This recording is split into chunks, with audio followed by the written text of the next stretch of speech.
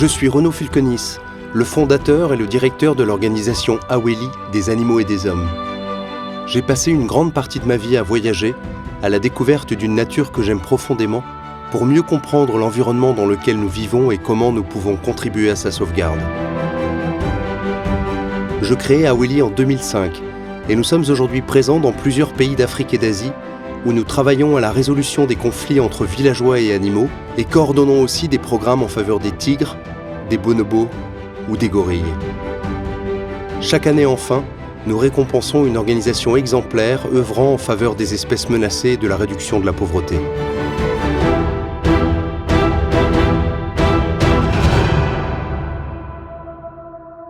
Bonjour à toutes et à tous et bienvenue à Cusco, au Pérou.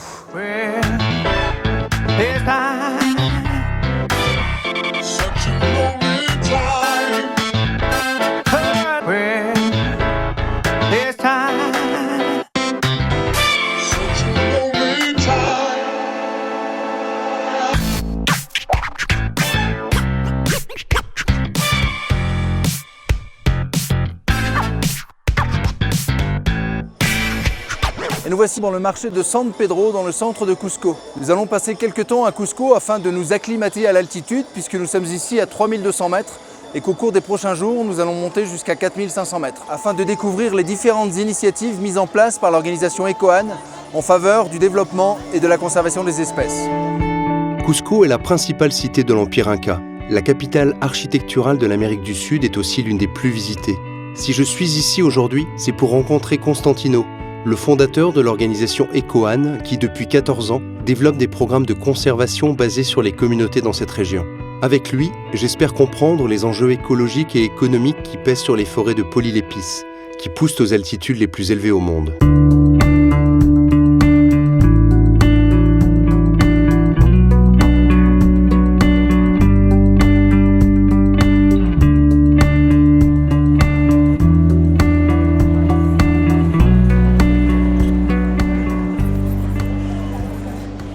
Dans le marché de San Pedro, dans le quartier historique de Cusco, en train de déguster un pain à base de poulet et de riz. Le poulet et le riz étant deux aliments qui composent bien souvent l'alimentation des Péruviens dans la région. Et on se trouve là sur ce marché très bruyant, avec des odeurs très agréables, avec beaucoup de produits frais, où les gens viennent manger d'une manière générale pour quelques euros seulement, et même moins, puisque là je crois que je vais manger l'intégralité de mon repas pour un peu moins de 2 euros. Et on peut agrémenter la nourriture avec un petit peu d'huile pimentée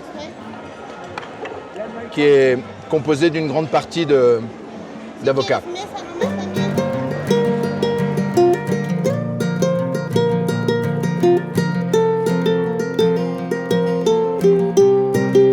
Cusco, de Cosco, nombril du monde en Inca, est la plus ancienne ville habitée du continent. Si les noms des rues inscrits en quechua nous rappellent son passé, les infrastructures modernes et les nombreuses boutiques ont fini de transformer cette cité en véritable attraction touristique. La ville de Cusco est située au cœur de la vallée sacrée, où de nombreux sites incas ont traversé les siècles. Ainsi, le patrimoine historique et culturel y est plus riche que nulle part ailleurs au Pérou.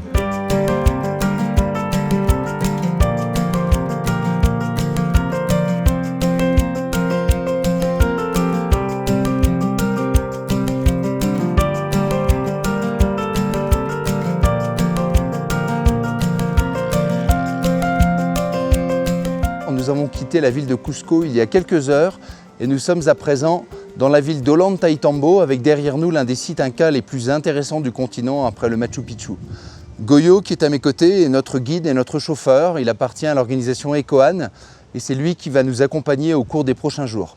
Il nous emmène maintenant dans l'une des communautés avec lesquelles l'organisation EcoAN travaille, un groupe de femmes qui réalisent des produits artisanaux.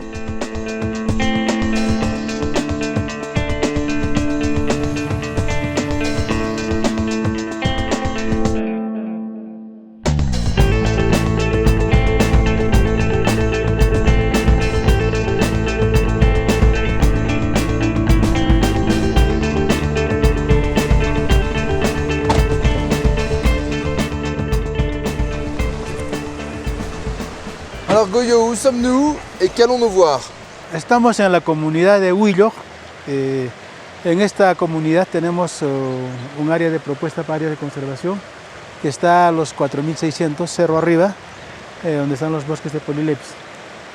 Lo que vamos a ver ahora es un poco de las actividades de artesanía que las señoras hacen aquí, y eso es como parte de apoyo de sostenibilidad para que puedan proteger el bosque.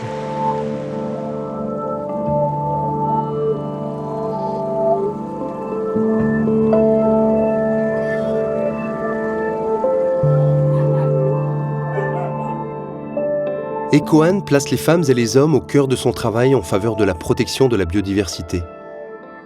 C'est en donnant aux villageois les moyens de développer ou d'étendre leurs propres initiatives et leurs micro-projets qu'ils accèdent ainsi à une autonomie financière dont bénéficient également les ressources naturelles. Christopher, que je vais rencontrer, est le représentant d'un de ces groupes de villageois.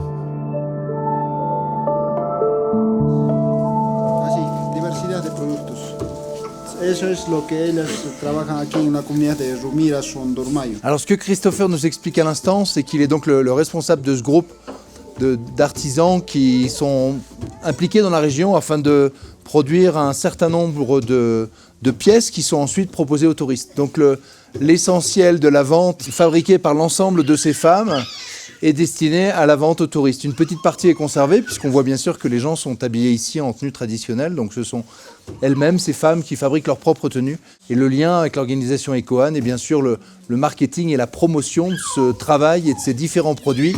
Comme je l'ai expliqué, c'est aussi un moyen d'obtenir des revenus supplémentaires puisqu'il y a peu de choses ici qui permettent d'obtenir des revenus. La plupart des gens ici travaillent dans l'agriculture, bien sûr. Et bien entendu, plus les gens parviennent à obtenir des revenus, moins la pression sur les ressources naturelles est importante.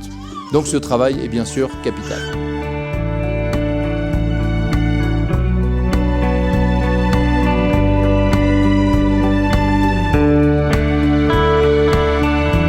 En parallèle au soutien des initiatives en matière d'artisanat, Ecoan organise des campagnes d'information et de sensibilisation pour les communautés, et notamment auprès des enfants en intervenant dans les écoles. L'organisation encourage aussi les villageois à se rassembler en groupes organisés, pouvant coordonner des programmes d'écotourisme, une activité leur permettant de dégager des revenus supplémentaires.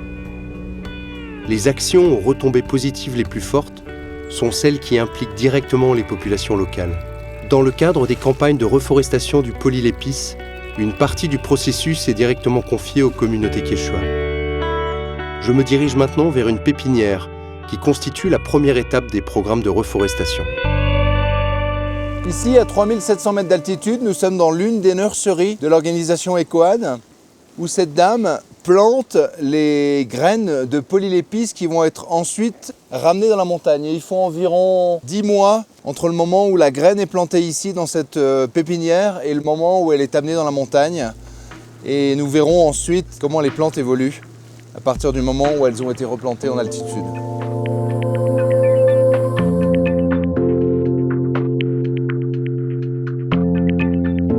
Et bien derrière moi, sur le flanc de la montagne, ce sont près de 40 000 plants de Polilepis qui ont été plantés par l'association Ecoan au cours des dernières années.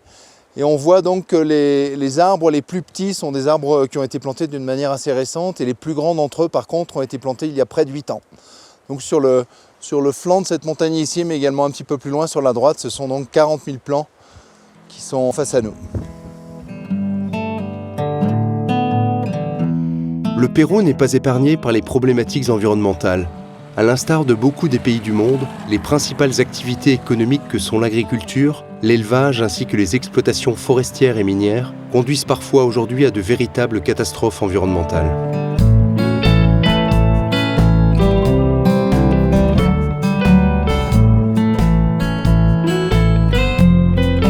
Je vais bientôt rencontrer Constantino Aucachutas, fondateur d'Ecoan et dernier gagnant de notre prix Jean-Marc Vichard pour la conservation et le développement, soutenu par le Zoo d'Amnéville. Ce prix a pour objectif de récompenser celui ou celle dont le travail de terrain a un impact positif significatif et remarquable sur la conservation des espèces animales menacées par l'utilisation notable d'actions de développement. Me voici à présent avec Constantino dans le village de Kiswarani, à environ 3 heures au nord-est de la ville de Cusco et à 3600 mètres d'altitude. Y ahora, Tino, ¿a dónde vamos? Bueno, estamos en la comunidad campesina de Quisguarani, en el Valle de Lares, y vamos a visitar los bosques de Polylepis y todo lo que hacemos en conservación. Tino nous dit donc qu'on va maintenant gravir la montagne, monter quelques centaines de mètres plus haut. En fait, ça va nous prendre un peu plus de 2 heures pour aller dans une forêt de Polylepis, cet arbre extrêmement menacé que l'organisation de Tino replante dans la région et qui pousse d'une manière naturelle. Et donc on va se rendre dans une forêt conservée qui n'a donc pas été coupée un petit peu plus haut dans la montagne. Ah, c'est parti? Vamos? Vamos. Ok, vamos.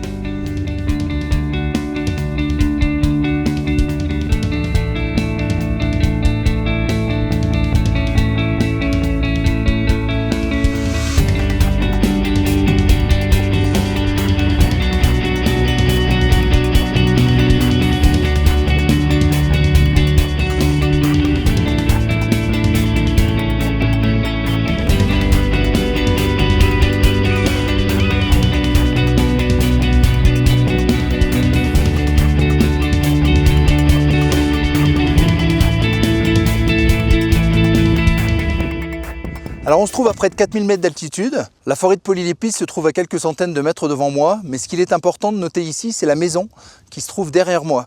Elle est en effet équipée d'un panneau solaire. Et ce panneau solaire, il a de multiples avantages. D'abord, il évite que les gens qui vivent dans cette maison, plutôt reculés par rapport au village, aillent dans la forêt de Polylepis pour couper du bois afin de pouvoir se chauffer ou cuire leurs aliments. Et ce panneau solaire, il n'a pas seulement l'avantage de permettre d'obtenir de l'électricité, il permet également d'amener de la lumière et permet donc d'améliorer les aspects sociaux au sein de ce ménage, puisque les gens peuvent de ce fait se coucher plus tard, avoir une véritable activité le soir, continuer à coudre par exemple. Et ça a également un intérêt au niveau de la santé, puisqu'il n'y a plus de fumée dans la maison, on ne fait plus de feu à l'intérieur de la maison, donc plus de problèmes d'yeux, de problèmes de poumons. Donc c'est vraiment avec un moyen finalement relativement simple et environ 1000 $, on apporte des avantages considérables à la fois pour la biodiversité et pour les populations.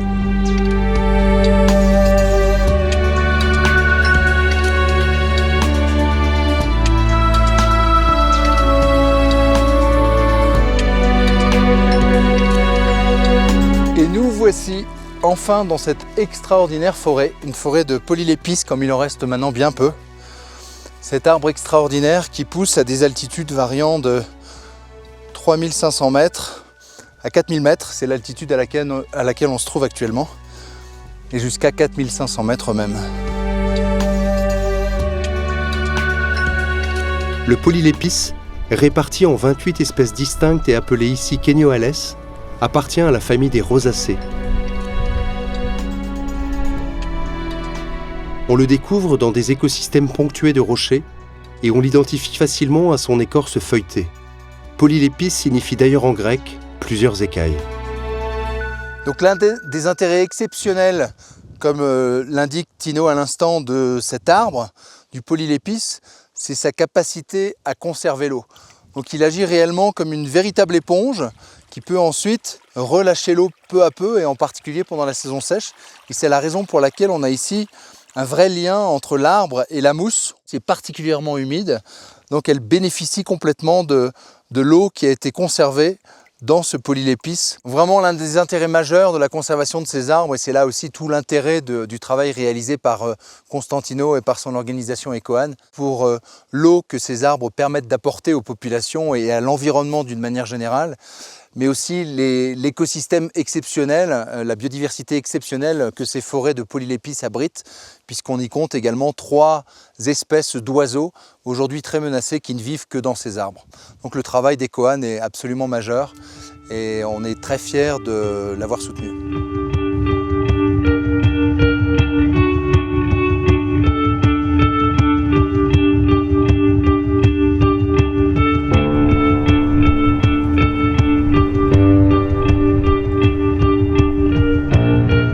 On a déjà vu que les Polylepis poussaient sur les rochers, et on voit d'ailleurs ici que les racines de cet arbre, qui est tombé probablement sous le poids de la neige, a des racines très courtes. Cependant, il est toujours vivant, il a probablement 5 à 600 ans, mais il est toujours en pleine forme, malgré sa position un petit peu curieuse, complètement dans la pente. Et on voit bien que la mousse a repris dessous et continue à jouer son rôle d'éponge pour accumuler l'eau. Et bien entendu, tous ces Polylepis qui poussent donc dans des des environnements quand même particulièrement hostiles, en altitude, dans le froid, sur les rochers, ici se portent très très bien. Et ils participent bien sûr également très fortement à la limitation de l'érosion, ce qui bénéficie aux populations qui se trouvent en contrebas.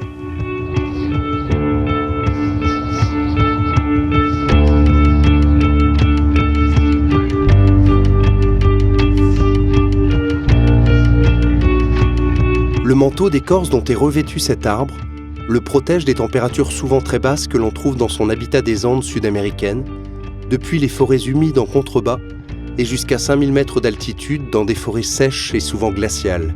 Elles ont été décimées depuis des générations pour le bois de chauffage, de construction, mais aussi par la transformation en zone de pâturage. Un véritable désastre quand on sait qu'en plus d'être des réservoirs naturels d'eau et de protéger contre l'érosion, elles abritent de nombreuses espèces animales et végétales menacées.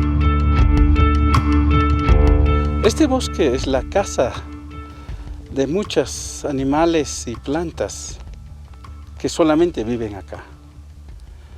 Pensando en las aves, casi más del 50% están amenazados porque el bosque también es pequeño. Pour Tino, il est absolument primordial de préserver cet écosystème. C'est bien entendu que c'est un écosystème qui abrite de très nombreuses espèces, des insectes, des petits mammifères, bien sûr des plantes, mais surtout parmi les oiseaux, il y aurait parmi les oiseaux qui vivent dans cet écosystème plus de 50% d'entre eux qui sont sur la liste rouge de l'Union internationale de la conservation de la nature. Y también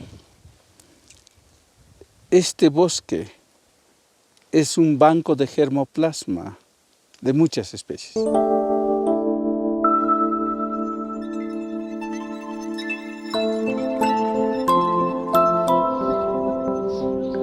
Seulement environ 15 millions de polylépistes sont aujourd'hui répartis dans tout le territoire des Andes. La combinaison de plusieurs facteurs environnementaux, ainsi qu'une température basse aux hautes altitudes où poussent certaines espèces de polylépistes, font de lui un arbre à la croissance extrêmement lente.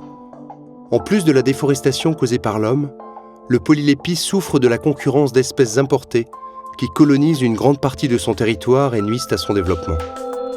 Nous étions à plus de 4000 mètres d'altitude, nous sommes ici à environ 3400 mètres et on voit déjà que l'atmosphère est très différente. On est là dans la forêt des nuages, donc les polylépistes que l'on trouve ici sont différents de ceux du haut. La biodiversité ici est beaucoup plus dense et on va donc suivre Tino qui va nous la présenter avec plus de détails. Esta especie de polilépis es muy especial porque crece con los bambús, es un bosque nublado.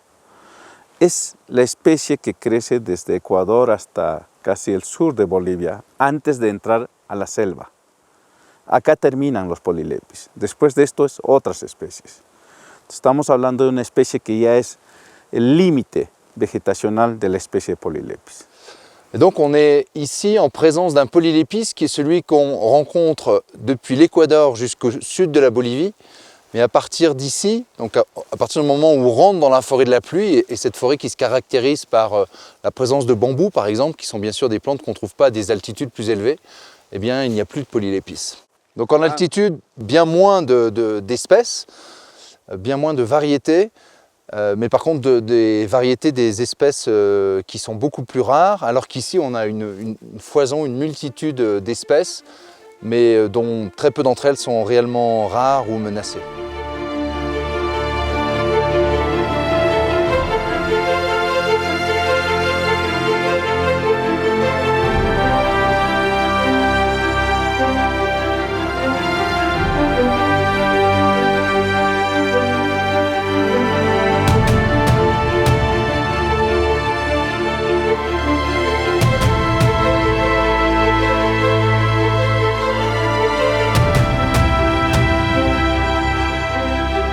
Au début des années 90, le Pérou a pris des mesures pour élaborer un code environnemental, mais il n'est aujourd'hui pas suffisamment mis en application.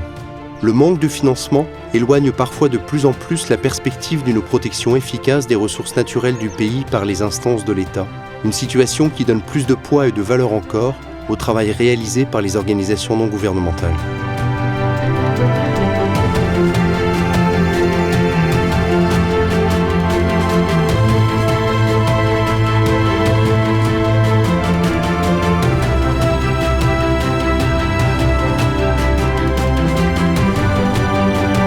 Voilà, maintenant nous avons quitté la montagne et la forêt de la pluie dans laquelle on trouvait les derniers polyépices. Et nous sommes descendus plus bas encore dans la vallée pour rentrer à présent dans un hameau typique de la communauté d'Abra-Malaga. Et c'est ici qu'a commencé, il y a une quinzaine d'années, les activités d'Ecoan que Tino va nous présenter. So Tino, what kind of house do we have here? Normalmente son casas que solamente tienen una puerta y una pequeña ventana para mantener el calor adentro, porque el frío es tremendo. Y lo poco de leña que consiguen ahora para cocinar la comida con las nuevas cocinas que les damos, calienta la casa, da luz y cocina los alimentos. Et le bois utilisé par les gens, donc du bois qui est ramassé dans la montagne, maintenant dans des quantités moins importantes qu'auparavant grâce aux fours à basse consommation qui sont proposés par Ecoan, permettent d'avoir à la fois bien sûr un moyen de cuisson mais également un peu de chaleur et de la lumière. So, ¿qué es eso, Tino? Es una herramienta muy antigua que usaban todavía los incas, que es para remover la tierra y hacer los cultivos.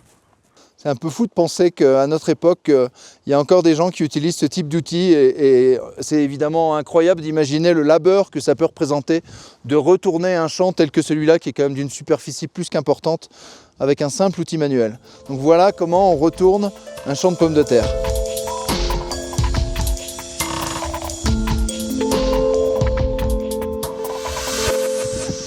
Sur le chemin du retour, nous rendons visite à l'improviste à la communauté de Quixuarani, car j'aimerais connaître leurs impressions sur le travail réalisé par Ecoan.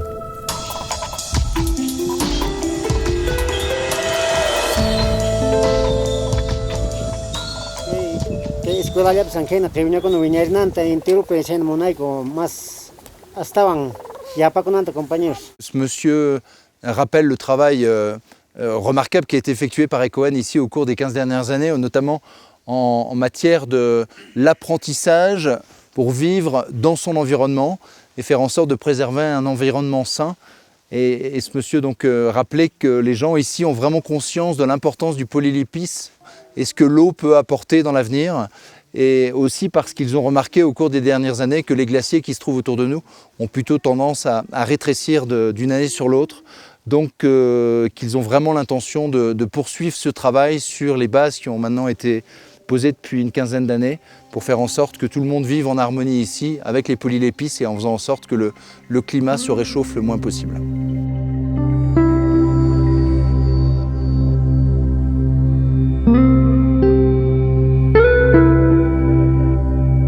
Nous connaissons les croyances divines que portaient les Incas à la nature. Lors de ce voyage riche de rencontres, nous avons pu constater le même attachement des populations Quechua à leur environnement. Car à travers la disparition du polylépice, c'est aussi l'homme qui est menacé. Les différentes initiatives d'Ecoan ont participé à l'éveil de cette conscience collective.